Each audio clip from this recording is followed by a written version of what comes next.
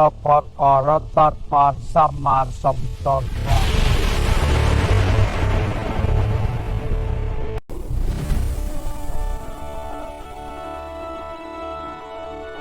សួស្តីប្រិយមិត្តអ្នកស្ដាប់ទាំងអស់គ្នាជាទីគោរពរាប់អានសូមស្វាគមន៍មកកាន់ Channel ព្រះច័ន្ទនិត្យានរឿងខ្មោចនៅរាត្រីយប់នេះយើងនឹងនាំអារម្មណ៍បងប្អូនទៅជួបជាមួយរឿងរ៉ាវពិតដែលបានកើតឡើងតាំងពីយូរយារណាស់មកហើយនៅតាមបណ្ដោយជួរភ្នំដងរែកព្រំដែនខ្មែរឡាវវាជារឿងរ៉ាវនៃបារមីនិងតេជៈនៃព្រះភិក្ខុទុដងមួយអង្គក្នុងដែនដីដ៏អកំបាំងដែលគេហៅថាភ្នំខៀវមុននឹងឈានចូលទៅដល់សាច់រឿងនៃភាគទី1នេះសូមបងប្អូនកុំភ្លេច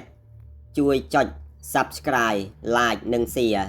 ម្នាក់មួយផងដើម្បីផ្ដល់កម្លាំងចិត្តដល់យើងខ្ញុំក្នុងការផលិតវីដេអូបន្តទៀតតោះប្រិយមិត្តសូមរីករាយស្ដាប់សាច់រឿងនេះដូចតទៅរឿងរ៉ាវដែលខ្ញុំនឹងរៀបរាប់ប្រាប់បងប្អូននេះជារឿងដែលអ្នកស្រុកតាមជើងភ្នំដងរែកបានដំណើរតគ្នាជាច្រើនទសវត្សរ៍មកហើយវាជារឿងរបស់ភិក្ខុទុដងមួយអង្គដែលមានចិត្តដែកថែបមិនចេះតក់ស្លុតនឹងភាពងងឹតនៃព្រៃជ្រៅលោកមានព្រះនាមថាលោកតាជុំគ្មានអ្នកណាម្នាក់ដឹងច្បាស់ទេថាលោកតាមានស្រុកកំណើតនៅឯណាឲ្យប្រកាសនោះឡើយអ្នកខ្លះថាលោកមកពីទឹកដីខេត្តព្រះវិហារអ្នកខ្លះទៀតថាលោកធ្លាប់គង់នៅខេត្តស្ទឹងត្រែងប៉ុន្តែអ្វីដែលគ្រប់គ្នាដឹងដូចគ្នាគឺលោកតាជុំជាព្រះសង្ឃកម្មដ្ឋានដែលប្រកាន់ខ្ជាប់នៅវិន័យយ៉ាងតឹងរឹងបំផុតលោកតាជុំជាព្រះសង្ឃដែលនិយមនិយាយតិចប៉ុន្តែរិលសម្ដីរបស់លោកតែងតែបង្កប់នៅអត្តន័យជ្រាលជ្រៅមានគ្រាមួយនោះអ្នកស្រុកម្នាក់បានសួរលោកថាលោកតាគង់នៅម្នាក់ឯងកណ្ដាលព្រៃបែបនេះតើលោកតាមានខ្លាចខ្មោចព្រាយបិសាចឬក៏សត្វសាហាវទេឬលោកតាជុំគ្រាន់តែញញឹមស្រស់រួចមានសង្កដីការតបវិញយ៉ាងស្ងប់ស្ងាត់ថាញោមអើយបើចិត្តយើងខ្លាចទោះនៅកណ្ដាលផ្ទះក៏នៅតែខ្លាចតែបើចិត្តយើងមិនខ្លាចសូម្បីតែកណ្ដាលព្រៃស្មោសានក៏នៅតែស្ងប់បានដែរបន្ទាប់ពីចំណាយពេលវេលាអស់ជាច្រើនវស្សាក្នុងការបង្ហាត់ចិត្តលោកតាជុំក៏បានសម្រេចចិត្តធ្វើដំណើរទុដងកាន់តែជ្រៅទៅរហូតដល់ថ្ងៃមួយលោកបានឮរឿងរ៉ាវអំពីភ្នំខៀវវាជាព្រៃដែលធំល្វឹងល្វើយញឹកទៅដោយដើមស្រឡៅធំនិងមានពពកបាំងជានិច្ចអ្នកស្រុកនៅទីនោះនិយាយថាយប់ឡើងគេតែងតែឮសំឡេងសូត្រធម៌លាន់ចេញពីល្អាងភ្នំហើយអ្នកដែលចូលទៅបរបាញ់សត្វភាគច្រើនមិនដែលបានត្រឡប់មកវិញឡើយនៅព្រលឹមស្រាងលោកតាជុំបានរៀបចំទុកដាក់ខ្លោះនិងបានរួចក៏បោះជំហានចូលទៅក្នុងព្រៃភ្នំខៀវតែមួយអង្គឯងព្រៃនៅពីមុខលោកហាក់ដូចជាកំពុងរងចាំសាក់លបងនៅតេជៈបារមីរបស់លោកអញ្ចឹងគ្មានអ្នកណាដឹងឡើយថាការធ្វើដំណើរលើកនេះនឹងនាំលោកតាជុំទៅជួបរឿងរ៉ាវអ្វីខ្លះហើយនៅយប់ដំបូងកណ្ដាលព្រៃភ្នំខៀវដ៏ត្រជាក់នោះមានអ្វីម្យ៉ាងកំពុងលួចដើរជុំវិញខ្លះរបស់លោកតាយ៉ាងស្ងៀមស្ងាត់បំផុតតើលោកតាជុំនឹងត្រូវប្រឈមមុខនឹងអ្វីនៅយប់ដំបូងនេះសូមរងចាំតាមដានភាគទី2នៅពេលខាងមុខនេះភាគទី2ដែលបន្តពីការឈានជើងទៅក្នុងព្រៃភ្នំខៀវរបស់លោកតាជុំភាគនេះនឹងផ្ដោតលើការសាកល្បងផ្លូវចិត្តនិងព្រឹត្តិការណ៍អាថ៌កំបាំងនៅយប់ដំបូងកាន់តែដើរជ្រៅទៅព្រៃភ្នំខៀវហាក់ដូចជាកាន់តែស្ងប់ស្ងាត់ទៅដើមស្រឡៅនិងដើមឈើធំដោះបាំងមេឃជិតឈឹងសូម្បីតែពន្លឺព្រះអាទិត្យក៏ពិបាកនឹងចាំងមកដល់ដីដែរលោកតាជុំបោះជំហានយឺតតាមសម្រួលដោយក្នុងចិត្តមានសតិដឹងខ្លួនជានិច្ចលោកមិនប្រញាប់ឡើយ ព្រោះការដើរទុដងមិនមែនជាការប្រណាំងប្រជែងដើម្បីឲ្យដល់ទីដៅលឿននោះទេប៉ុន្តែវាគឺជាការបង្ហាត់ចិត្តឲ្យនៅជាមួយបច្ចុប្បន្នភាព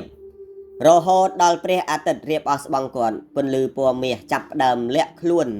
ពីក្រោយកំពូលភ្នំលោកតាជុំបានរកឃើញទីទួលខ្ពស់សំរុំមួយនៅក្បែរមាត់អូរួចលោកក៏ចាប់ផ្ដើមបោះខ្លះនិងរៀបចំកន្លែងសម្រាប់សម្រាកសមាធិភាពងងឹតបានគ្របដណ្ដប់ពេញព្រៃភ្នំខៀវវាងងឹតរហូតដល់មើលអ្វីមិនឃើញឡើយមានតែពន្លឺផ្កាយតិចតួចដែលចាំកាត់ស្លឹកឈើមកប៉ុណ្ណោះលោកតាជុំអង្គុយសមាធិក្នុងខ្លះយ៉ាងស្ងប់ស្ងាត់ខ្នងត្រង់ភ្នែកបិទជិតខណៈពេលនោះស្រាប់តែសំឡេងអ្វីម្យ៉ាងបានបន្លឺឡើងក្រាក់ក្រាក់ក្រាក់វាគឺជាសំឡេងជើងដែលជន់លើស្លឹកឈើស្ងួតដែលយឺតជុំវិញខ្លះរបស់លោកតាសំឡេងនោះមិនមែនជាសំឡេងសត្វធាតុឡើយព្រោះវាមានចង្វាក់ដើរដូចមនុស្សវាដើរវងជុំវិញខ្លះជានោះជាច្រើនជុំហាក់ដូចជាចង់សាក់លបងមើលថាតើព្រះអង្គនេះមានចិត្តរឹងមាំប៉ុណ្ណាបើជាមនុស្សធម្មតាច្បាស់ជាបើកភ្នែកមើលឬស្រែកសួរដោយក្តីភ័យខ្លាចជាមិនខានប៉ុន្តែសម្រាប់លោកតាជុំលោកនៅតែរក្សាភាពស្ងប់ស្ងាត់ចិត្តរបស់លោកមិនរង្គើតាមសម្លេងនោះឡើយលោកតឹងតែក្នុងធัวមេត្តាដោយគិតថាបើជាសត្វក៏សូមឲ្យទៅតាមផ្លូវសត្វបើជាអរូបិយក៏សូមឲ្យទៅតាមផ្លូវរបស់គេចុះសំលេងដើរនោះក៏ឈប់ងក់បរិយាកាសត្រឡប់មកជាស្ងាត់ជ្រងំវិញប៉ុន្តែបន្ទាប់មកលោកតាជុំបែរជាឮសំឡេងដកដង្ហើមធំយ៉ាងធ្ងន់នៅក្បែរត្រចៀកលោកតែម្ដងវាគៀកមែនទែនរហូតដល់លោកតាមានអារម្មណ៍ថាមានខ្យល់ត្រជាក់ម្យ៉ាងបក់មកប៉ះនឹងស្បែករបស់លោកទោះជាយ៉ាងនេះក្តីលោកតាជុំនៅតែមិនបើកភ្នែកលោកផ្ដោតទៅលើខ្យល់ដង្ហើមពុទ្ធោពុទ្ធោមិនឲ្យដាច់យូរទៅសំឡេងនោះក៏សន្សឹមដើរឆ្ងាយទៅរហូតដល់បាត់សូន្យឈឹងក្នុងភាពងងឹតនៃព្រៃជ្រៅនៅពេលព្រលឹមស្រាងឈានចូលមកដល់លោកតាជុំបានបើកភ្នែកឡើងលោកដើរចេញពីខ្លះដើម្បីពិនិត្យមើលជុំវិញអ្វីដែលលោកបានឃើញធ្វើឲ្យលោកឈប់ងក់មួយរំពេចនៅជុំវិញខ្លះរបស់លោកតាមានដានជើងជាច្រើនអ្វីដែលចម្លែកនោះគឺដានជើងទាំងនោះមានទំហំធំជាងជើងមនុស្សធម្មតាដល់ទៅ2ដងនិងមានរូបរាងចម្លែកដែលលោកតាមិនដែលប្រទះឃើញពីមុនមកឡើយលោកតាជុំឈោមើលដានជើងនោះរួចពោលតិចថាព្រៃនេះពិតជាម្ចាស់មែនទែនហើយតើម្ចាស់ដានជើងនោះជាអ្វីហើយតើលោកតាជុំនឹងត្រូវជួបអ្នកណាទៀតនៅក្នុងព្រៃជ្រៅនេះបន្ទាប់ពីការធ្វើដំណើរអស់ជាច្រើនម៉ោងលោកតាជុំបានឮសំឡេងអ្វីម្យ៉ាងបុកពោះតាមព្រៃស្រឡៅក្រាក់ស្រាប់តែបុរសម្នាក់ដែលស្ពាយកំភ្លើងកែច្នៃសម្លៀកបំពាក់ចាស់ដាច់រហែករយៈបានរត់ចេញពីកំពតព្រៃមកទាំងភ័យខ្លាចគាត់គឺជាព្រានព្រៃម្នាក់ដែលវង្វេងផ្លូវនៅក្នុងភ្នំខៀវនេះជាច្រើនថ្ងៃមកហើយនៅពេលឃើញលោកតាជុំព្រានព្រៃនោះក៏ស្រវាថ្វាយបង្គំទាំងដៃញ័រទៅត្រើតគាត់បានប្រាប់លោកតាថាលោកតាប្រញាប់ចេញពីទីនេះទៅព្រៃនេះមិនមែនជាព្រៃធម្មតាទេយប់មិញខ្ញុំឃើញវាមានរូបរាងខ្ពស់ដូចចុងត្នោតភ្នែកក្រហមដូចរងើកភ្លើងវាកំពុងដើរតាមរកមនុស្សលោកតាជុំញញឹមយ៉ាងស្ងប់រួចសួរទៅព្រាននោះវិញថាញោមអើយបើវាចង់ធ្វើបាបមនុស្សវាមិនទុកឲ្យញោមរត់មកជួបអាត្មាដល់ទីនេះទេអ្វីគ្រប់យ៉ាងកើតចេញពីកម្មបើគ្មានកម្មនឹងគ្នាគ្មានអ្នកណាយាយីអ្នកណាឡាបានឡើយ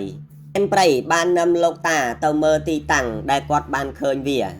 លោកតាជុំបានសង្កេតឃើញថាដានជើងដែលលោកបានឃើញកាលពីយប់មិញគឺជាដានជើងរបស់អធិបតីព្រៃភ្នំឬអ្នកខ្លះហៅថាមេតាបារមីភ្នំខៀវលោកតាបានយល់ថា វិញ្ញាណទាំងនោះមិនមែនមកដើម្បីសម្លាប់ទេប៉ុន្តែមកដើម្បីលបងមើលចិត្តសទ្ធារបស់អ្នកដែលហ៊ានចូលមកដែនដីរបស់គេលោកតាជុំបានប្រាប់ទៅព្រានព្រៃឲ្យរក្សាសិលនិងកុំសម្លាប់សត្វក្នុងតំបន់នេះឲ្យសោះបើចង់ចាញ់ពីព្រៃនេះដោយសុវត្ថិភាពលោកតាបានចែកអាហារក្នុងបាតខ្លះឲ្យព្រានព្រៃ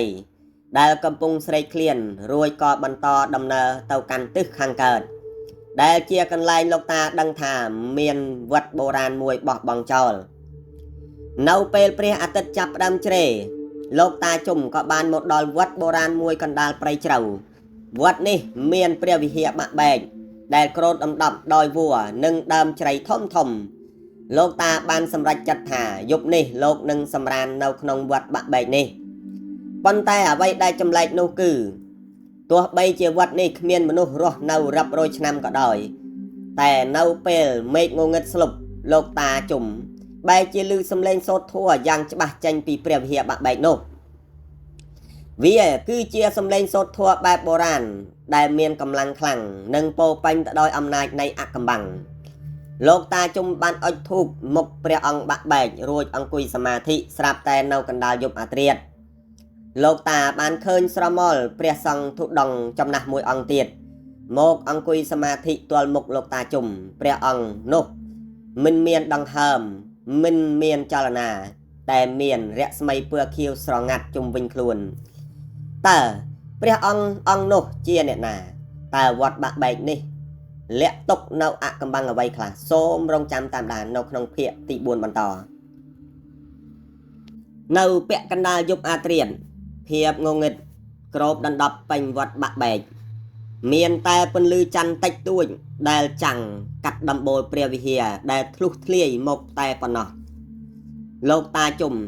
អង្គុយសមាធិយ៉ាងស្ងប់ស្ងាត់ខ្នងត្រង់បិទភ្នែកជិត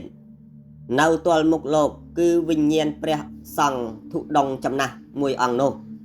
វិញ្ញាណអង្គនោះមិនមានដង្ហើមមិនមានចលនាតែមានរស្មីខៀវស្រងាត់ជុំវិញខ្លួនលោកតាជុំមិនបានបើកភ្នែកមើលឡើយប៉ុន្តែលោកមានសតិដឹងខ្លួនជានិច្ចថាកំពុងមានអ្វីម្យ៉ាងគង់នៅចំពោះមុខលោកផ្ដោតទៅលើខ្យល់ដង្ហើមពុទ្ធោពុទ្ធោមិនឲ្យដាច់ចិត្តរបស់លោកមិនរង្គើតាមសំឡេងខ្យល់ឬរូបភាពដែលលេចឡើងឡើយយូរទៅរស្មីពណ៌ខៀវជុំវិញវិញ្ញាណព្រះអង្គនោះចាប់ផ្ដើមរៀលដាលពាសពេញព្រះវិហារសំឡេងខ្យល់បក់មកកាន់តែខ្លាំងឡើងហាក់ដូចជាមានព្យុះសង្ឃរាកំពុងបក់បោកមកលើវត្តបាក់បែកនេះសំឡេងសូត្រធម៌បុរាណដែលលោកតាជុំធ្លាប់ឮចាប់ផ្ដើមពន្លឺឡើងសារជាថ្មីប៉ុន្តែលើកនេះវាមានកម្លាំងខ្លាំងក្លានិងគួរឲ្យខ្លាចជាងមុនភាពចម្លែកចាប់ផ្ដើមលេចឡើងក្នុងចិត្តរបស់លោកតាជុំលោកឃើញស្រមោលមនុស្សស្លាប់ជាច្រើនខ្លះដាច់ក្បាលខ្លះដាច់កជើងកដៃខ្លះទៀតយំសោកសៅយ៉ាងវេទនាស្រមោលទាំងនោះហាក់ដូចជាកំពុងយំអង្វរឲ្យលោកតាជួយបើជាព្រះសង្ឃដែលមិនមានសតិមមួនច្បាស់ជាភ័យខ្លាចរហូតដល់ដាច់សមាធិមិនខានប៉ុន្តែសម្រាប់លោកតាជុំលោកយល់ថារូបភាពទាំងនេះគ្រាន់តែជាមាដែលមកលបងចិត្តលោកប៉ុណ្ណោះលោកមិនចាប់អារម្មណ៍ផិតភ័យខ្លាច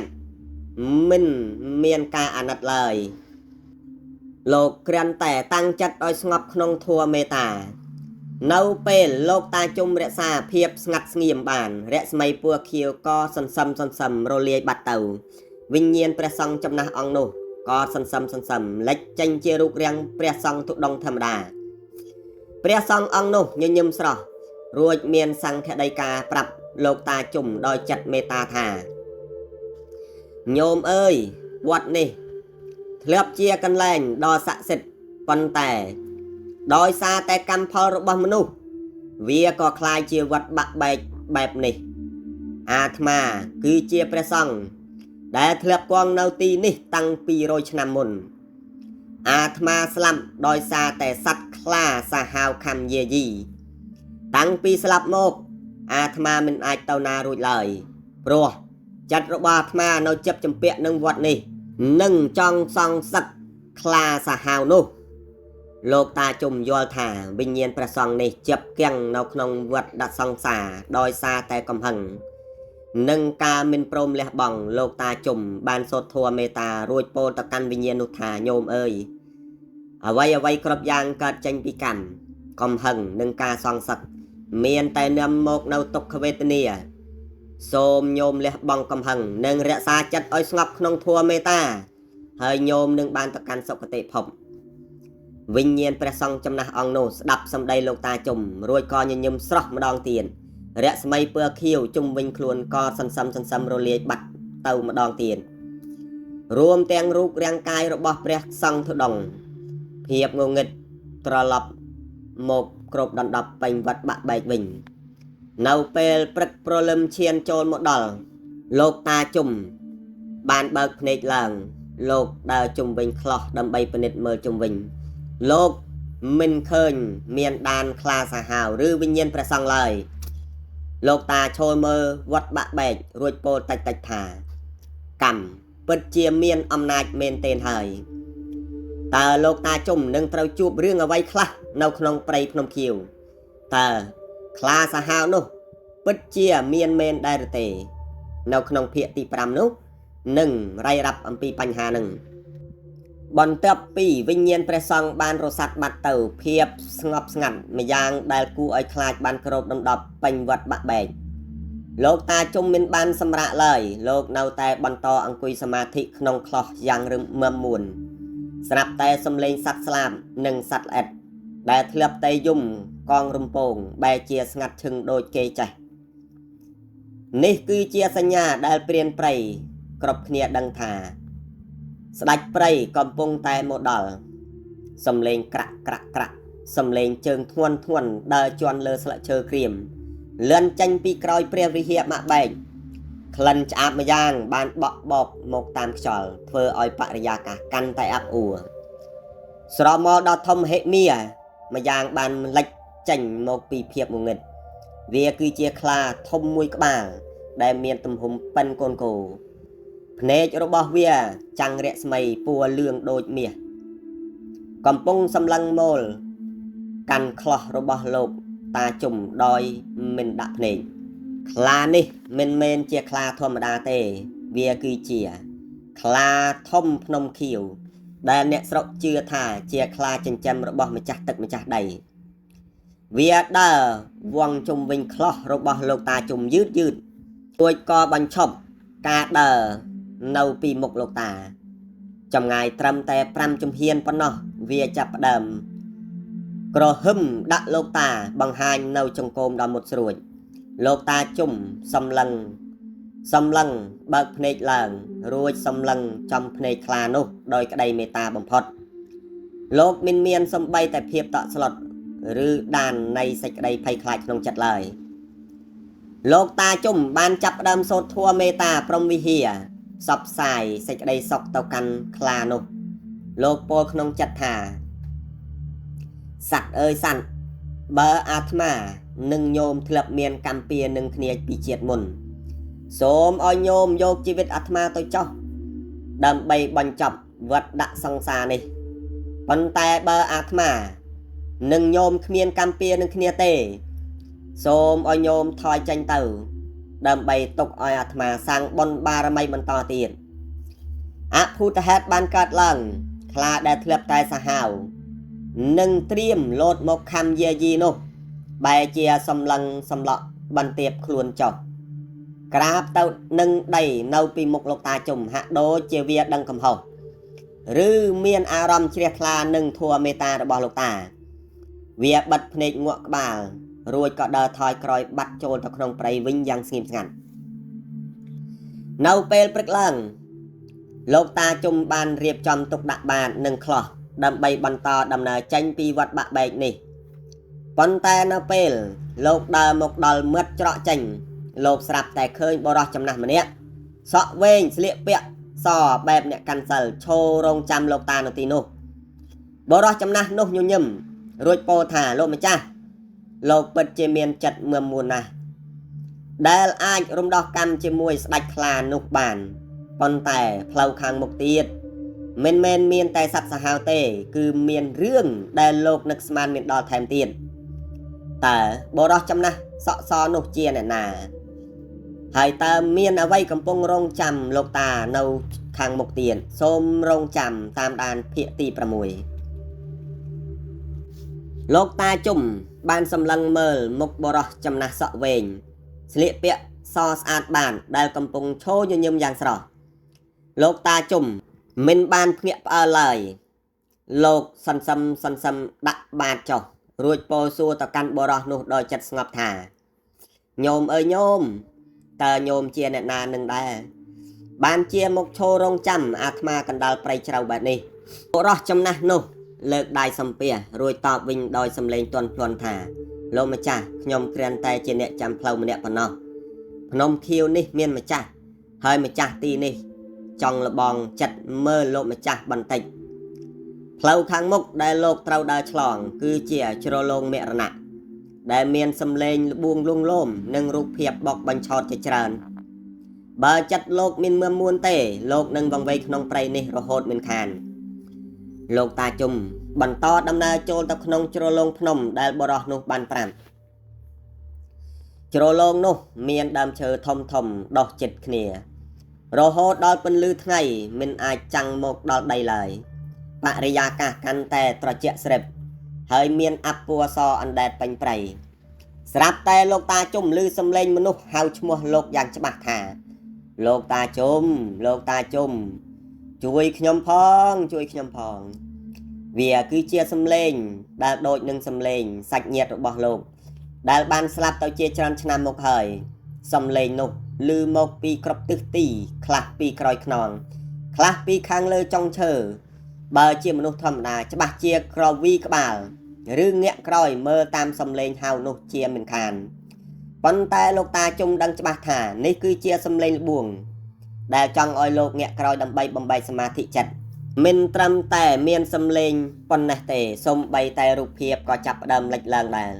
លោកតាជុំឃើញរូបភាពផ្ទះដែលលោកធ្លាប់រស់នៅពីមុនឃើញសាច់ញាតិអង្គុយចាំលោករួចហៅលោកឲ្យត្រឡប់ទៅវិញរូបភាពទាំងនោះពិតមែនទែនរហូតដល់លោកអាចធុំក្លិនហូបដែលលោកធ្លាប់ចូលចិត្តថែមទៀតលោកតាជុំញញឹមក្នុងចិត្តរួចពោលតិចថារូបអារម្មណ៍សំឡេងទាំងអស់នេះសុទ្ធតែជាសង្ខារដែលកើតឡើងរួចក៏រលត់ទៅវិញអាត្មាមិនចាប់ចម្ពាក់នឹងរបស់ដែលមិនមែនជាការពិតនោះទៅឡើយលោកបន្តដើរទៅមុខដោយចិត្តនឹងថឹងមិនងាកឆ្វេងងាកស្ដាំរហូតដល់រូបភាពនិងសំឡេងទាំងនោះសន្សឹមរលាយបាត់ទៅដូចជាផ្សែងអាប់នៅពេលលោកតាដើរចេញពីជ្រលងមរណៈលោកបានមកដល់ទីវាលមួយដែលពោពេញទៅដោយផ្កាព្រៃពឺអសប៉ុន្តែនៅកណ្ដាលវាលនោះមានដុំថ្មដ៏ធំមួយដែលមើលទៅដូចជាមនុស្សអង្គុយសមាធិនៅពេលលោកតាដើរចូលទៅជិតដុំថ្មនោះស្រាប់តែប្រេះបែករួចលេចចេញជារូបរាងម្យ៉ាងដែលគួរឲ្យខ្លាចបំផុតតើអ្វីដែលលាក់ខ្លួនក្នុងដុំថ្មនោះជាអ្វីហើយលោកតាជុំនឹងត្រូវប្រឈមមុខនឹងមន្តអាគមអ្វីបន្តទៀតនៅក្នុងភាគទី7នឹងលំអិតនៅរឿងរ៉ាវទាំងអស់នេះនៅពេលដុំថ្មនោះបែកខ្ចាយជាចំណែកផ្សែងពណ៌ខ្មៅអាប់អួរបានភាយចេញមកយ៉ាងខ្លាំងនៅកណ្ដាលផ្សែងនោះស្រាប់តែលេចចេញជារូបរាងមនុស្សមៀតធំហិមាសម្បុរខ្មៅរលោងស្លៀកពាក់បែបមេទ័ពបុរាណខ្មែរកាន់ដាវធំពីរក្នុងដៃភ្នែករបស់គេឡើងក្រហមដោយរងើកភ្លើង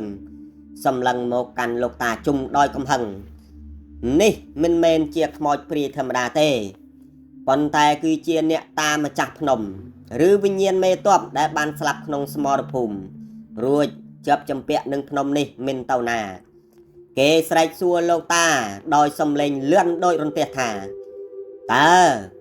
លោកជាអ្នកណាហ៊ានមកឈ្លានពានដែនដីអកំបាំងរបស់អាត្មាដល់ទីនេះចូលចេញទៅវិញជាបន្ទាន់បើមិនចង់ខ្លាយជាសាកសពនៅទីនេះទោះបីជាវិញ្ញាណមេទ័ពនោះមានអំណាចគួរឲ្យខ្លាចយ៉ាងណាក៏ដោយលោកតាជុំនៅតែឈរនឹងថ្កល់ដូចភ្នំដងរែកលោកសន្សំលើកដៃសំពះរួចពោលដោយសំឡេងស្ងប់ស្ងាត់ថាញោមអើយញោមអាត្មាមកទីនេះមិនមែនដើម្បីឈ្លានពាន ឬចង់បានអ្វីពីញោមឡើយអាត្មាមកដើម្បីស្វែងរកផ្លូវធម៌និងផ្សព្វផ្សាយមេត្តាដល់សពសត្វតែប៉ុណ្ណោះកំហឹងរបស់ញោមមានតែនាំមកនៅភ្លើងដែលដុតរោលខ្លួនឯងទេវិញ្ញាណរបស់មេតបមិនស្ដាប់ឡើយគេលើកដាវឡើងត្រៀមនឹងកាត់មកលើលោកតាជុំប៉ុន្តែនៅពេលដាវនោះចិត្តដល់ខ្លួនលោកតាស្រាប់តែមានរស្មីពណ៌មាសម្យ៉ាងជះចេញពីខ្លួនលោកតាជុំធ្វើឲ្យដាវនោះមិនអាចកាប់ចុះឡើយវាគឺជាអតិចបារមីនៃសិលដែលការពារលោកតាពីគ្រោះថ្នាក់ទាំងពួងលោកតាជុំចាប់ផ្ដើមសូត្រធัวករណីមេតាសូត្របញ្ជូនសេចក្តីសុខទៅកាន់វិញ្ញាណនោះពន្លឺពណ៌មាសកាន់តែរីកធំឡើងធ្វើឲ្យផ្សែងខ្មៅនៃកំហឹងសន្សំរលាយបាត់ទៅវិញ្ញាណរបស់មេតមដែលធ្លាប់តែសាហាវចាប់ផ្ដើមទាន់ដីរួចក៏ទម្លាក់ដាវចុះក្រាបទៅនឹងដីថ្វាយបង្គំលោកតាជុំទាំងទឹកភ្នែកគេបានពោលពាក្យសំឡេងខ្សោថាលោកម្ចាស់ខ្ញុំជាប់ជំពាក់នឹងកំហឹងនឹងការសងសឹកក្នុងសង្គ្រាមនេះរាប់រយឆ្នាំមកហើយគ្មានអ្នកណាម្នាក់អាចធ្វើឲ្យខ្ញុំស្ងប់បានឡើយសំឡេងធัวរបស់លោកម្ចាស់បានធ្វើឲ្យខ្ញុំយល់ពីភាពត្រជាក់នៃសេចក្តីសុខសូមលោកម្ចាស់ជួយរំដោះខ្ញុំផងលោកតាជុំបានធ្វើពិធីបង្ស្កូលនិងផ្សាយមេត្តាឲ្យវិញ្ញាណនោះបានទៅចាប់ជាតិទៅសុគតិភពវិញ្ញាណមេតបក៏សន្សំរលាយបាត់ទៅក្នុងពន្លឺពណ៌មាសដ៏ស្ងប់ស្ងាត់ប៉ុន្តែនៅពេលដែលគ្រប់យ៉ាងត្រឡប់មកជាភាពស្ងប់ស្ងាត់វិញលោកតាជុំបែរជាឃើញដានជើងមនុស្សម្នាក់ទៀតដើរចេញពីទីនោះទៅកាន់លាងភ្នំខៀវដានជើងនោះមិនមែនជាដានជើងខ្មោចទេតែជាដានជើងមនុស្សរស់ពិតតើអ្នកណាកំពុងលាក់ខ្លួននៅក្នុងភ្នំខៀវនេះសូមរងចាំទស្សនានិងស្ដាប់នៅភាគទី8ជាបន្តទៀតលោកតាជុំដើរតាមដានជើងនោះរហូតដល់មាត់លាងដ៏ធំមួយមាត់លាងនេះមានវល្លិរុំពិតជិតឈឹងហើយមានក្លិនធូបភាយចេញមកតិចលោកតាសម្រេចចិត្តឈានជើងចូលទៅក្នុងភាពងងឹតកាន់តែចូលជ្រៅខ្យល់កាន់តែត្រជាក់ស្រឹបហើយសំឡេងដំណក់ទឹកដែលធ្លាក់ប៉ះថ្មបន្លឺឡើងដូចជាសំឡេងតន្ត្រីដល់អកំបាំងនៅជ្រុងម្ខាងនៃលាងលោកតាឃើញពន្លឺភ្លើងទៀនតូចមួយបំភ្លឺតិចនៅទីនោះមានបុរសម្នាក់កំពុងអង្គុយបែរខ្នងសក់វែងអូសដីរូបរាងស្គមស្គមស្លៀកពាក់ក្រណាត់សចាស់ដែលប្រឡាក់ទៅដោយដៃនិងស្លែថ្មខណៈពេលនោះលោកតាជុំពោលសួរទៅកាន់បរោះនោះយ៉ាងស្រទន់ថាញោមអើយញោមហេតុអ្វីបានជាមកអង្គុយម្នាក់ឯងក្នុងលាងងងឹតសូនឈឹងបែបនេះបរោះនោះសន្សំងាកមកមុខមាត់របស់គាត់មើលទៅហាក់ដូចជាមនុស្សមានអាយុរាប់រយឆ្នាំប៉ុន្តែភ្នែករបស់គាត់បែរជាមានពន្លឺចម្លែកគាត់តបទៅវិញដោយសំឡេងស្អកថាលោកម្ចាស់ខ្ញុំរត់មកពីពិភពលោកខាងក្រៅមនុស្សលោកពោពេញដោយភាពកុហកការកាប់សម្លាប់និងភាពលោភលន់ខ្ញុំមកទីនេះដើម្បីស្វែងរកសេចក្តីសុខម្នាក់ឯងតែអ្នកណាក៏មិនអោយខ្ញុំនៅស្ងប់ដែរសូម្បីតែវិញ្ញាណម្ចាស់ព្រៃក៏តែងតែមកលបងចិត្តខ្ញុំរៀងរាល់យប់លោកតាជុំយល់ថាបរោះនេះមិនមែនមកទីនេះដើម្បីធัวពិតប្រាកដទេតែមកទីនេះព្រោះភាពភ័យខ្លាចនិងការចង់កាច់ចេញពីការពិតនៃជីវិតលោកតាជុំមានសង្កដីការថាញោមអើយការរត់មកលាក់ខ្លួនក្នុងលាងមិនមែនជាការស្វែងរកសេចក្តីសុខពិតប្រាកដឡើយដរាបណាលាងនៃចិត្តរបស់ញោមនៅតែងងឹតទោះញោមនៅទីណាក៏នៅតែទុកដដែលបរោះសក់វែងនោះចាប់ផ្ដើមខឹងសម្បារួចលើកដៃឡើងបញ្ចេញនៅអាគមងងឹតម្យ៉ាងធ្វើឲ្យភ្លើងទៀនក្នុងលាងរលត់អស់ភាពងងឹតស្លុបបានគ្របដណ្ដប់រហូតដល់មើលដៃខ្លួនឯងមិនឃើញគាត់ចង់បង្ហាញលោកតាថាភាពងងឹតគឺជាអំណាចរបស់គាត់ប៉ុន្តែលោកតាជុំមិនបានតក់ស្លុតឡើយលោកអង្គុយសមាធិរួចបញ្ចេញរស្មីនៃសមាធិចេញពីក្នុងចិត្តបំភ្លឺលាងភ្នំទាំងមូលឲ្យភ្លឺដូចពេលថ្ងៃត្រង់ពន្លឺនេះមិនមែនជាពន្លឺភ្លើងទេ គឺជាពន្លឺនៃបញ្ញាបរោះនោះស្រាប់តែស្រែកយំរួចខ្ទប់ភ្នែកព្រោះមិនអាចទ្រាំនឹងពន្លឺដ៏បរិសុទ្ធនេះបានគាត់បានយល់ថាមុនអាគមដែលគាត់រៀនមកច្រើនឆ្នាំដើម្បីការពារខ្លួនក្នុងភាពងឹតមិនមែនអាចឈ្នះចិត្តដែលស្ងប់ស្ងាត់របស់លោកតាជុំបានឡើយបន្ទាប់ពីបរោះនោះបានស្ដាប់ធម៌អប់រំចិត្តរបស់លោកតាជុំ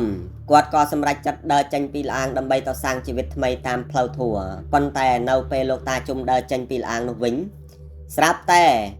មេឃដែលធ្លាប់តែស្រឡះបែរជាខ្មៅងងឹតរន្ទះបាញ់ក្រហមពេញភ្នំខៀវសំឡេងសើចដ៏គួរឲ្យខ្លាចម្យ៉ាងលឿនចេញពីកំពូលភ្នំខ្ពស់បំផុតវាគឺសំឡេងរបស់អធិបតីភ្នំខៀវពិតប្រាកដដែលកំពុងខឹងសម្បាព្រោះលោកតាជុំហ៊ានមកកែប្រែច្បាប់នៃព្រៃនេះតើលោកតាជុំនឹងត្រូវប្រឈមមុខនឹងម្ចាស់ភ្នំខៀវដោយរបៀបណានៅក្នុងភាគទី9នោះនឹងមានដំណោះស្រាយ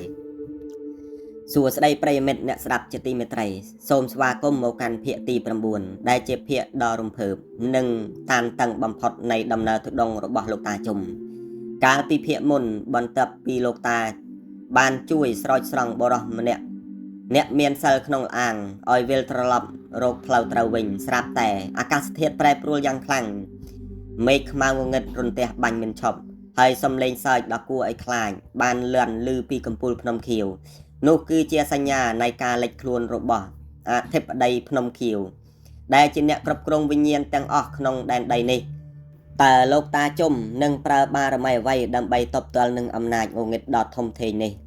សូមកុំភ្លេចជួយចុច like share និង subscribe ដើម្បីកុំឲ្យរំលងនៅវគ្គដ៏សំខាន់នេះសំឡេងខ្យល់បក់បោកខ្លាំងៗនិងសំឡេងឈើបាក់ក្រឹមក្រាំងខ្យល់ព្យុះបានបោកបក់មកលើភ្នំខៀវយ៉ាងសាហាវដើមស្រឡៅធំត្រូវបានបាក់រលំដូចចំបើង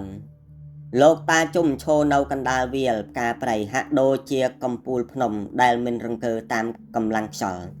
ស្រាប់តែផ្សែងខ្មៅក្រាស់ចាប់ផ្ដើមប្រមូលផ្ដុំគ្នានៅលើអាកាសរួចសន្សឹមធ្លាក់ចុះមកលើដី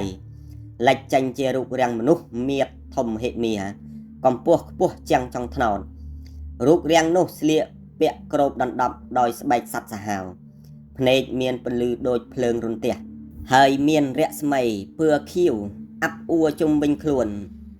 នេះគឺជាអធិបតីភ្នំខៀវដែលអ្នកស្រុកជឿថាជាវិញ្ញាណបុរាណយាមតាមកំណត់និងសិលសាស្ត្រក្នុងភ្នំនេះរាប់ពាន់ឆ្នាំមកហើយគេពោលសំឡេងលឿនដូចរន្ទះថាជុំអ្នកឯងបានបំផ្លាញច្បាប់នៃព្រៃរបស់ខ្ញុំអ្នកឯងបានរំដោះវិញ្ញាណដែលជាចំណងរបស់ខ្ញុំនិងបាននាំពន្លឺមកក្នុងកន្លែងដែលត្រូវតែងងឹតយប់នេះអ្នកឯងនឹងមិនអាចចាក់ចេញពីភ្នំខៀវនេះបានឡើយអធិបតីភ្នំខៀវបានបញ្ចេញមុនអាគមងងឹតបង្កើតជាស្រមោលសត្វសាហាវនិងវិញ្ញាណអាក្រក់រាប់ពាន់ឆ្នាំមកឡោមព័ទ្ធលោកតាជុំវិញ្ញាណនោះស្រែកយំលៀនអណ្ដាតនិងព្យាយាមលូកដៃមកចាប់ជើងលោកតាប៉ុន្តែលោកតាជុំមិនបានប្រើដាវឬប្រើមុនអាគមសងសឹកឡើយលោកតាអង្គុយពេនភ្នែនរួចចាប់ផ្ដើមសូត្រធัวជ័យបរិត្តដែលជាធัวនៃជ័យជំនះរបស់ព្រះពុទ្ធមាទាំងឡាយរាល់ពាក្យធัวដែលលោកតាសូត្រចេញមកបានคล้ายជាពន្លឺពណ៌មាសជះចេញពីក្នុងចិត្តពន្លឺនោះបានបំបែករាល់ការវាយប្រហាររបស់អធិបតីភ្នំខៀវលោកតាពោលទៅកាន់អធិបតីនោះដោយចិត្តអាណិតអាសូរថាញោមអើយញោម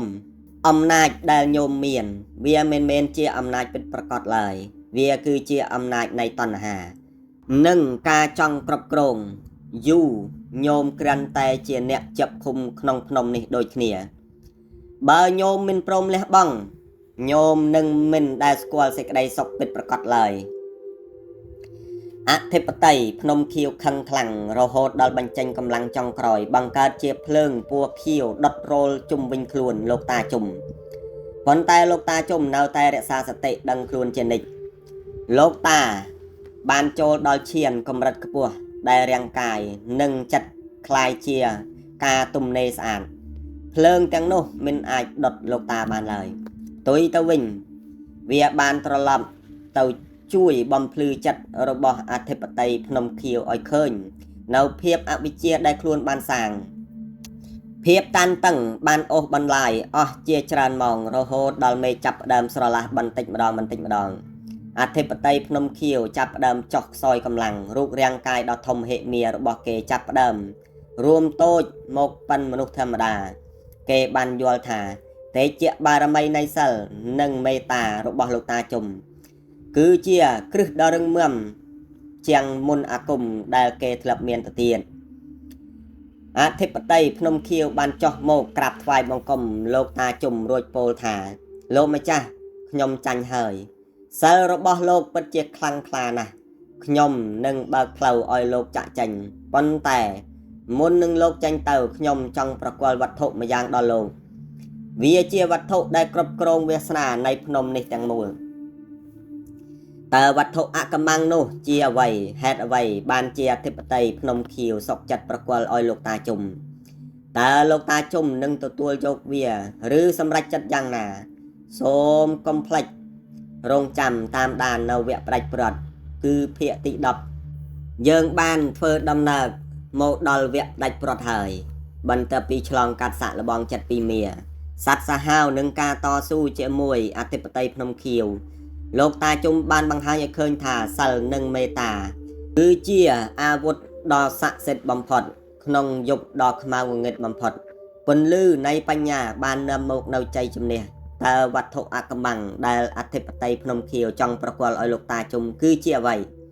ហើយតើវាសនារបស់លោកតាជុំនឹងទៅជាយ៉ាងណាសូមរីករាយសន្តាប់នៅភាគបញ្ចប់ដូចតទៅនៅពីមុខលោកតាជុំអធិបតីភ្នំខៀវបានលើកដៃទាំងពីរឡើងរួចលេចចេញជាពន្លឺពឿខៀវស្រងាត់ម្យ៉ាងក្នុងដៃរបស់គេគឺជាត្បូងមរកតភ្នំខៀវដែលមានរូបរាងដូចដំណក់ទឹកគេពោលថាលោកម្ចាស់នេះគឺជាត្បូងព្រលឹងនៃភ្នំខៀវអ្នកណាដែលគ្រប់គ្រងត្បូងនេះនឹងមានអំណាចអាចបញ្ជាអស់សត្វសាហាវនិងវិញ្ញាណនិងអាចរស់នៅអមតៈក្នុងព្រៃនេះខ្ញុំចង់ប្រគល់វាឲ្យលោកម្ចាស់ដើម្បីឲ្យលោកម្ចាស់ជួយថែរក្សាភ្នំនេះតទៅលោកតាជុំសម្លឹងមើលត្បូងនោះដោយចិត្តស្ងប់លោកមិនមានសំបីតែភាពលោកលន់បន្តិចឡើយលោកតបវិញយ៉ាងស្រទន់ថាញោមអើយញោមអំណាចបញ្ជាសត្វធាតុឬភាពអមតៈនៃរូបរាងកាយមិនមែនជាគោលដៅរបស់អាត្មាឡើយអ្វីដែលអាត្មាត្រូវការគឺភាពទំនេរស្អាតនៃចិត្តត្បូងនេះជារបស់ធម្មជាតិសូមទុកឲ្យធម្មជាតិជាអ្នកថែរក្សាវិញចុះការចាប់ជាប់ជំពាក់នឹងវត្ថុសូមបីតែវត្ថុស័ក្តិសិទ្ធិក៏នៅតែជាចំណងនៃសេចក្តីទុក្ខដដែលឮសំដីលោកតាជុំភ្លាមអធិបតីភ្នំខៀវស្រាប់តែស្រក់ទឹកភ្នែកគេយល់ច្បាស់ថាលោកតាជុំគឺជាព្រះសង្ឃដែលលះបង់អស់នៅលោកីធัวគេក៏សម្រេចចិត្តបោះត្បូងនោះចូលទៅក្នុងទឹកអូរក្បែរនោះវិញរួចរូបរាងដ៏ធំហិមារបស់គេក៏សន្សឹមរលាយបាត់ទៅក្នុងអាកាសធាតុคล้ายជាខ្យល់ត្រជាក់បក់កាត់ព្រៃភ្នំភ្លាមនោះពួរអប្សរដែលធ្លាប់តែបាំងចិត្តឈឹងបានរលាយបាត់អស់ផ្លូវដែលធ្លាប់តែវង្វេងបែរជាលេចចេញយ៉ាងច្បាស់នៅពីមុខលោកតាជុំវាគឺជាផ្លូវដែលត្រឡប់ទៅកាន់ភូមិអ្នកស្រុកវិញលោកតាជុំបានដឹងថាបេសកកម្មរបស់លោកក្នុងភ្នំខៀវនេះបានបញ្ចប់ហើយលោកបានរំដោះទាំងវិញ្ញាណអ្នកដតីនិងបានពង្រីកសតិខ្លួនឯងឲ្យកាន់តែខ្ពស់ឡើងលោកតាជុំដើរចេញពីព្រៃភ្នំខៀវទាំងស្នាមញញឹមនៅជើងភ្នំអ្នកស្រុកដែលធ្លាប់ឃើញលោកតាចូលទៅបានឈររងចាំដោយសេចក្តីងឿងឆ្ងល់ពួកគេឃើញលោកតាដើរមកវិញដោយគ្មានរបួសសូម្បីតែស្បង់ចៃវរក៏នៅតែស្អាតបានអ្នកស្រុកម្នាក់បានសួរថាលោកតាតើភ្នំខៀវនោះមានអ្វីខ្លះទៅលោកតាបានជួបកំណប់ឬទេវតាបារមីដែរឬទេលោកតាជុំឈប់រួចងាកទៅមើលកំពូលភ្នំខៀវដែលកំពុងមានពណ៌សអណ្ដែតពីលើរួចឆ្លើយតបវិញថាកំណប់ដែលអាត្មាឃើញ មិនមែនជាមាសប្រាក់ទេគឺអាត្មាឃើញចិត្តខ្លួនឯងក្នុងព្រៃនោះគ្មានអ្វីគួរឲ្យខ្លាចជាងចិត្តដែលមិនទាន់អប់រំនោះឡើយបើចិត្តយើងស្ងប់គ្រប់ទីកន្លែងគឺជាស្ថានសួគ៌តាំងពីថ្ងៃនោះមកលោកតាជុំក៏បន្តដំណើរទៅទុដងទៅកាន់ដែនដីផ្សេងទៀតប៉ុន្តែរឿងរ៉ាវរបស់លោកនៅភ្នំខៀវបានคล้ายជាការដំណើរដ៏អស្ចារ្យសម្រាប់អ្នកស្រុកជួរភ្នំដងរែកវាជាមេរៀនរំលឹកដល់យើងគ្រប់គ្នាថាភាពងងឹតមិនអាចឈ្នះពន្លឺនៃបញ្ញាបានឡើយហើយការលះបង់គឺជាមាគ៌ាតែមួយគត់ឆ្ពោះទៅកាន់សេចក្តីសុខពិតប្រាកដជាចុងក្រោយសូមអរគុណបងប្អូនទាំងអស់គ្នាដែលបានតាមដានតាំងពីភាគ1រហូតដល់ភាគបញ្ចប់នេះប្រសិនបើបងប្អូនបញ្ចិតនៅសាច់រឿងអកំបាំងភ្នំខៀវនេះសូមជួយចុច Subscribe Like និង Share ដើម្បីទទួលបានរឿងរ៉ាវថ្មីបន្តទៀតសូមឲ្យបារមីលោកតាជុំជួយថែរក្សាអ្នកស្ដាប់គ្រប់គ្នាឲ្យមានសេចក្តីសុខសូមអនុមោទនានិងសូមអរគុណ